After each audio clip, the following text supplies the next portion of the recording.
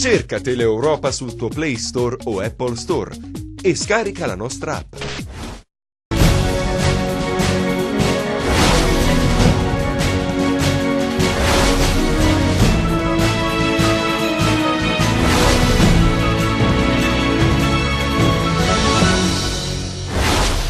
Individuato il presunto autore dell'omicidio dell'avvocato Pagliuso avvenuto a Lamezia il 9 agosto del 2016. Si tratta di un killer professionista al servizio dei clan. Era ricercato dal 2013 per associazione mafiosa, ritenuto organico alla cosca Gallico di Palmi. Emanuele Cosentino è stato beccato in Germania dalla polizia tedesca in collaborazione con i carabinieri di Reggio Calabria. Sono stati rimessi in libertà i 7 calabresi ritenuti responsabili del duplice omicidio del giornalista e della sua compagna avvenuto il 22 febbraio scorso a Bratislava. 2 fratelli di Acquapesa sono stati arrestati alla polizia di Paola dopo che nel giardino della loro casa è stato rinvenuto un bidone di plastica contenente 3 kg di marijuana. Sostenevano l'esame di guida muniti di auricolare dal quale ricevevano informazioni da complici esterni per rispondere correttamente ai quiz. Sono stati apposti i sigilli ai serbatoi gestiti dalla Sorical che servono la città di Lamezia, emessi anche 7 avvisi di garanzia. Il Mare Grosso minaccia ancora una volta il lungomare di Fuscaldo. Nonostante gli interventi operati nei giorni scorsi, la situazione non è migliorata. La 28ª giornata del campionato di Serie C per le calabresi di calcio si chiude con 2 pareggi e una sconfitta. Trasferta amara per il Catanzaro che perde 2-1 contro il Matera, reti inviolate per la gara Fidelisandre Regina, 1-1 il risultato del match casalingo del Rende contro il Bisceglie. Buonasera dalla redazione del TG10. Dunque la cronaca in apertura: è stata fatta a piena luce sull'omicidio dell'avvocato Francesco Pagliuso, ucciso a Lamezia Terme il 9 agosto del 2016. Ad uccidere il legale sarebbe stato Marco Gallo, in carcere per altri 2 omicidi. L'uomo è ritenuto dagli inquirenti un killer vicino all''ndrangheta. Le indagini continuano per individuare i mandanti, ha detto il procuratore Gratteri nel corso della conferenza stampa a Catanzaro. Sentiamolo, Salva Baldino. Ha un nome e un volto l'assassino di Francesco Pagliuso, l'avvocato lametino freddato nella notte tra il 9 e il 10 agosto del 2016 nel giardino di casa. Il legale, 43 anni, non fece in tempo a scendere dall'auto, fu ucciso con 3 colpi di pistola. A sparare, secondo gli investigatori, il 32enne Marco Gallo, anch'egli lametino. L'uomo si trova già in carcere, accusato di altri 2 omicidi, quello di Gregorio Mezzatesta, dipendente delle Ferrovie della Calabria, e del fruttivendolo Francesco Berlingeri, avvenuti nel 2017. Gallo, perito tecnico, nessun precedente prima dell'arresto, una passione per i poligoni di tiro, sarebbe il killer a servizio di una cosca di 'ndrangheta. Questa l'ipotesi formulata dagli inquirenti. In particolare, a tradire il perito tecnico sarebbe stato il GPS dell'auto, secondo quanto reso noto nel corso della conferenza stampa stamattina in procura a Catanzaro. Attraverso l'esame delle celle GPS che venivano impegnate da quell'autoveicolo, sovrapposti ai dati delle celle telefoniche che il telefono del Gallo impegnava, e tutto questo elemento, questa elaborazione dei dati, che è stata complessissima ma è stata determinante nel lavoro degli investigatori, ha consentito di ritenere che quel podista fosse proprio Marco Gallo, che il soggetto che a bordo di quell'autovettura intestata a Marco Gallo e in uso a Marco Gallo arrivava e si allontanava dal luogo dell'omicidio il 7, l'8 e il 9 agosto fosse proprio lui. L'avvocato Pagliuso sarebbe stato vittima di una vendetta trasversale. La sua colpa: essere legale di fiducia e amico di Domenico Mezzatesta, l'ex vigile urbano ritenuto responsabile insieme al figlio Giovanni del duplice omicidio avvenuto nel 2013 in un bar di decollatura di Giovanni Vescio e Francesco Iannazzo, questi ultimi ritenuti vicini alla cosca scalise. Per l'omicidio dell'avvocato Pagliuso oggi abbiamo contestato l'aggravante dell'articolo 7, cioè l'aver favorito l'organizzazione mafiosa scalise, quindi per noi l'omicidio matura in un contesto mafioso. Le indagini che hanno portato all'identificazione dell'autore dell'omicidio dell'avvocato Pagliuso sono state condotte dai carabinieri del nucleo investigativo della città capoluogo, indagini che restano aperte. Le indagini rimangono aperte perché noi vogliamo andare oltre. Per noi non è non è stato importante solo dimostrare chi ha commesso l'omicidio dell'avvocato Pagliuso, per noi è importante anche capire chi c'è dietro, capire anche a dare un volto a quelli che noi pensiamo siano i mandanti. Era ricercato dal 2013 per associazione mafiosa, ritenuto organico alla cosca Gallico di Palmi. Emanuele Cosentino è stato beccato in Germania dalla polizia tedesca in collaborazione con i carabinieri di Reggio Calabria. Eccolo Emanuele Cosentino mentre gli vengono messe le manette ai polsi dagli agenti della polizia tedesca a Saarbrücken in Germania. I carabinieri del comando provinciale di Reggio Calabria, supportati nella fase esecutiva dalla polizia tedesca, lo hanno individuato mentre era per strada nel centro cittadino alla guida di un'autovettura con targa tedesca. In sua compagnia la moglie, che lo aveva recentemente raggiunto da Palmi, dove vive con i loro 5 figli, uno dei quali nato durante la latitanza del padre.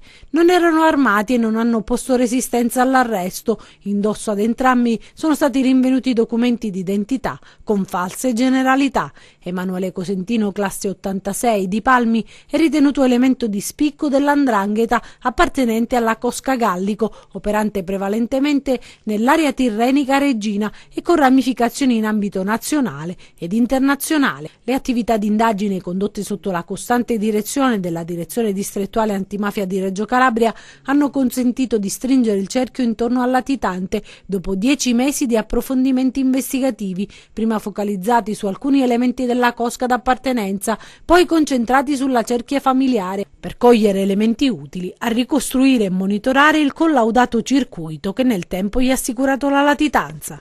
Cosentino, lo ricordiamo, era destinatario di mandato di arresto europeo emesso dalla Corte d'Appello di Reggio nel giugno del 2017 e si era reso irreperibile dall'ottobre 2013, allorquando si era sottratto ad un'ordinanza di custodia cautelare in carcere emessa dalla Procura distrettuale per i reati di associazione mafiosa ed estorsione aggravata dal metodo mafioso, stessi reati per cui era ricercato in campo internazionale. Nel tempo gli sviluppi processuali hanno condotto ad una condanna confermata in appello ad oltre 7 anni di reclusione. Era stato recentemente inserito nell'elenco dei latitanti pericolosi, registrando il suo attivismo fuori dal territorio italiano. E sono stati rimessi in libertà i 7 calabresi ritenuti responsabili del duplice omicidio del giornalista e della sua compagna avvenuto il 22 febbraio scorso a Bratislava. Giovedì sono stati prelevati dalle loro abitazioni in varie località a est della capitale Bratislava perché ritenuti gli esecutori materiali del duplice omicidio del cronista slovacco Jan Kuciak e della fidanzata 27enne, ma oggi invece la svolta con il loro rilascio. Tornano in libertà i 7 calabresi. La decisione della magistratura slovacca questa mattina che ha deciso per il loro rilascio. Non ci sarebbero elementi sufficienti per tenerli in carcere e dopo i loro interrogatori dei giorni scorsi, scadute le 48 ore, gli avvocati difensori hanno ottenuto il rilascio. I fratelli Antonino, Bruno e Sebastiano Vadalà, Diego e Antonio Rodà e i 2 Pietro Catroppa sarebbero stati rimessi in libertà. Il responsabile della polizia slovacca, Tibor Kaspar, ha reso noto che stanno seguendo una nuova pista investigativa e contestualmente ha respinto le dichiarazioni del procuratore di Reggio Calabria, Gaetano Paci, in cui si affermava che in passato le autorità slovacche avrebbero ricevuto informazioni dall'Italia sull'attività dell''ndrangheta nell'est europeo. Non ha retto dunque fino a questo momento l'impianto accusatorio che aveva portato ai 7 fermi, forse per la troppa celerità nel trovare gli assassini sull'onda dell'indignazione pubblica, perché freddati in casa da misteriosi killer in modalità del tutto simili agli sgarri pagati con la vita eseguiti dall''ndrangheta. Il filo diretto fra gli affari delle cosche calabresi, la politica e le inchieste pubblicate dal giornalista hanno forse tratto in inganno gli inquirenti, ma al momento tutto ciò è nella sfera delle ipotesi. Vedremo cosa succederà, perché a quanto pare la vicenda si arricchisce ogni giorno di nuovi particolari. Resta il fatto che ancora restano impuniti gli autori del delitto avvenuto lo scorso 22 febbraio. E ancora la cronaca con i controlli del territorio dei carabinieri nel Vibonese. Vediamo. Continuano serrati i controlli da parte dei carabinieri che da qualche tempo hanno ormai intensificato questo tipo di attività che si rafforza ulteriormente soprattutto in prossimità del fine settimana. In particolare i militari della compagnia di Serra San Bruno hanno da subito messo in campo una serie di pattuglie al fine di effettuare una serie di controlli a soggetti, veicoli e più in generale la circolazione stradale che nelle ore notturne può assumere momenti di rischio nel caso in cui qualcuno non abbia resistito alle bevande alcoliche. Da qui l'attivazione di una serie di posti di blocco in alcuni punti nevralgici di Soriano, zona, quella tra Soriano e Sorianello, posta sotto controllo in risposta alla sempre crescente richiesta di bisogno di sicurezza dei cittadini dell'area delle Serre Calabre. In tutto circa 70 i veicoli controllati con circa 100 persone identificate. Da questi controlli inoltre sono scaturite 2 denunce, in particolare un 35enne originario di Pizzoni, il quale a seguito di una perquisizione è stato trovato in possesso di un coltellino del genere vietato, ed un 49enne originario di Serra San Bruno che a seguito di un controllo con l'etilometro è stato trovato positivo oltre il limite legale consentito e quindi deferito per guida in stato di ebbrezza. Già operati circa 25 perquisizioni veicolari e personali, elevando circa 35 sanzioni per un importo complessivo di circa 3.000 euro. E adesso i nostri 100 secondi di cronaca.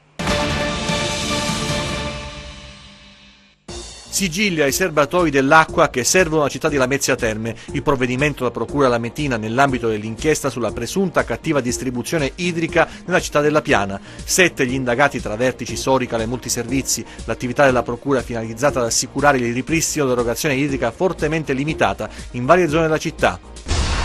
Volevano superare l'esame per la patente di guida sfruttando un aiuto esterno. 2 stranieri sono stati identificati e segnalati alla Polizia Stradale di Cosenza perché smascherati mentre tentavano di trasmettere a dei complici ancora non identificati i quesiti da risolvere per conseguire la patente.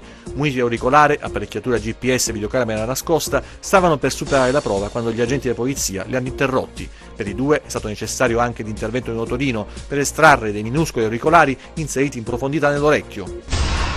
Quasi 3 kg di droga di tipo marijuana è stata rinvenuta dalla polizia di Paola ad Acqua Appesa. Lo stupefacente, già essiccato, stipato in un bidone nascosto nell'abitazione di 2 fratelli, arrestati dagli agenti del commissariato tirrenico. Denunciato un terzo fratello che cercava di liberarsi 25 grammi di sostanza buttandola nel water.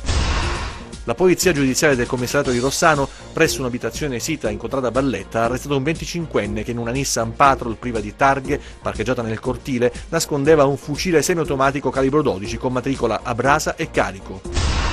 No al sequestro preventivo della tribuna dello stadio Ezio Scida di Crotone. Il Tribunale Civile della città pitagorica ha respinto la richiesta avanzata dalla ditta Clarin nell'ambito della causa avviata dall'FC Crotone nei confronti dell'impresa che, chiamata in causa per i ritardi nella consegna dei lavori, ha chiesto il pagamento di 600.000 euro non ancora versati.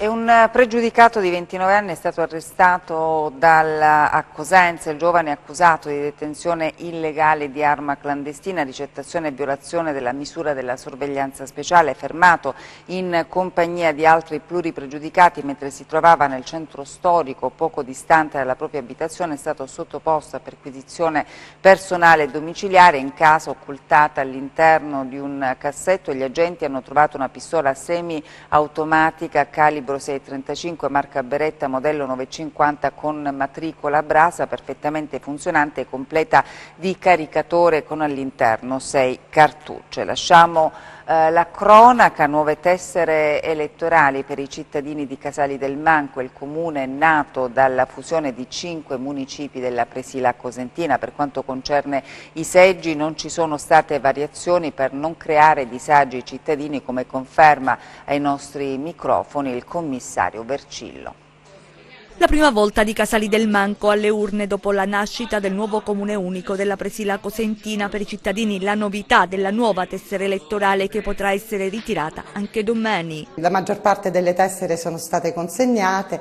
È chiaro che gli studenti che erano fuori tra oggi e domani potranno venire senz'altro a ritirarle, così come coloro che lavorano fuori, anche se hanno conservato la residenza nel comune di Casali del Manco. In molti temevano una nuova geografia per la localizzazione dei seggi, ma il commissario rassicura, illustrando inoltre la novità del tagliando antifrode che riguarderà le schede elettorali. Le sezioni elettorali sono rimaste le stesse e quindi i cittadini si recheranno nei luoghi dove erano abituati a votare. Quest'anno c'è anche la novità del tagliando antifrode, quindi ricordo a tutti i cittadini che è importante, dopo aver votato, ricordarsi di non mettere subito nell'urna la scheda ripiegata, ma consegnarla al Presidente, che verificherà il codice alfanumerico che ha posto su ogni scheda e staccherà questo codice, e sarà il Presidente stesso, diciamo, a imbussolare nell'urna la tessera elettorale. E quest'anno un nuovo sistema elettorale e tanti interrogativi ancora da parte dei cittadini su come esercitare il proprio diritto di voto, ma vediamo in questo filmato alcune utili istruzioni. Domenica 4 marzo si voterà dalle ore 7 alle ore 23 per eleggere la Camera dei Deputati e il Senato della Repubblica. Per la Camera potranno votare i cittadini italiani che avranno compiuto 18 anni. Per il Senato quanti ne avranno compiuti 25. Ciascun elettore avrà una scheda elettorale rosa per la Camera e una gialla per il Senato. Ciascuna scheda, in un rettangolo, ha il nome e il cognome del candidato nel collegio uninominale. Nella parte sottostante il rettangolo è presente il simbolo della lista o delle liste collegate al candidato uninominale, con a fianco l'elenco dei candidati nel collegio plurinominale. L'elettore potrà votare apponendo un segno sulla lista prescelta e il voto si estenderà anche al candidato uninominale collegato. Oppure potrà apporre un segno su un candidato uninominale e il voto si estenderà alla lista o alle liste collegate in misura proporzionale ai voti ottenuti nel collegio da ogni singola lista. Il voto è valido anche se si appone il segno sia sul candidato uninominale che sulla lista o su una delle liste collegate. Non è invece possibile il voto disgiunto, cioè votare un candidato uninominale e una lista collegata a un altro candidato uninominale. Per votare è necessario recarsi al seggio con documento e tessera elettorale. Domenica 4 marzo, elezioni politiche. Il Mare Grosso minaccia ancora una volta il lungomare di Fuscaldo, nonostante gli interventi operati nei giorni scorsi, la situazione non è migliorata. L'ultima violenta mareggiata si era registrata nel mese di gennaio. Da Fuscaldo a Cittadella le onde avevano causato danni alle strutture del litorale tirrenico. Poi più di un mese di tregua e adesso, da ieri, il mare è tornato a far sentire la sua presenza. Siamo ai soliti posti, a Fuscaldo Marina. La mareggiata in corso sta insistendo con forza sul lungomare. Le immagini girate oggi, sia a sud che a nord, sono sovrapponibili a quelle dei mesi scorsi, salvo che per un particolare non di poco conto. Le onde hanno scavato ancora sotto il muro di contenimento e il marciapiede sovrastante è sprofondato. Le barriere poste in acqua non hanno preservato il lungomare se non in un breve tratto, dove il ripascimento ha portato gli effetti sperati. Evidentemente servono interventi diversi, più estesi e più incisivi. Il mare nei prossimi giorni sarà ancora mosso, c'è il rischio che la situazione peggiori anche nei punti dove strade, muri e marciapiedi sono lesionati o dissestati. E adesso lo sport, la 28ª giornata del campionato di Serie C. Vediamo i risultati delle squadre calabresi di calcio. La 28ª giornata del campionato di Serie C per le calabresi di calcio si chiude con 2 pareggi e una sconfitta. Finisce in parità la sfida tra il Rende e il Bisceglie, le 2 squadre rivelazioni del campionato di Serie C. Al Marco Lorenzo i padroni di casa nel primo tempo vanno sotto di una rete. Al 41esimo infatti il vantaggio per gli ospiti è siglato da Ivan Jovanovic. Nella ripresa il Rende, grazie al gol segnato all'80esimo da Denny Gigliotti, raggiunge l'avversario. 1-1 dunque il risultato finale. Va male invece al Catanzaro la trasferta in Basilicata, il risultato è di 2-1. Il vantaggio per il Matera viene siglato da 2 gol di Juganzic al 14esimo e al 30esimo minuto. Alle Aquile non basta il gol di Saveriano Infantino al 53esimo per recuperare la partita. Finisce a reti inviolate infine il match Fidelisandria-Regina, una gara molto tattica. Nella ripresa un paio di occasioni per parte non sbloccano la partita che resta ferma sullo 0-0. Dopo 4 minuti di recupero l'arbitro manda le squadre negli spogliatoi. Adesso il meteo.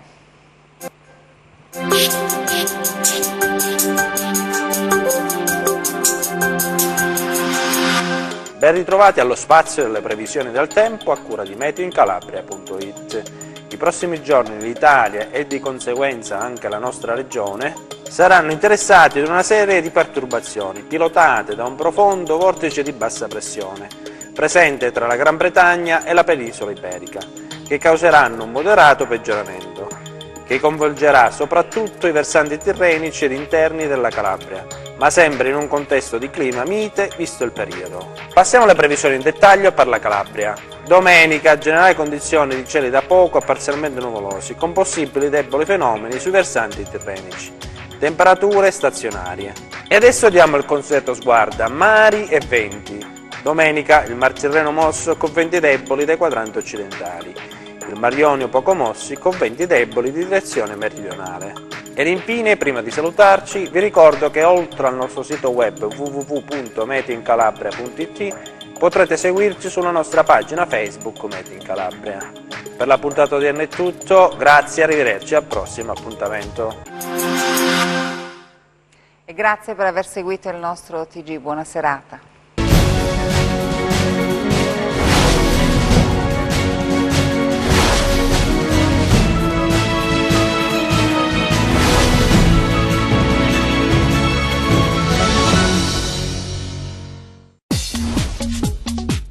Cerca Teleeuropa sul tuo Play Store o Apple Store e scarica la nostra app.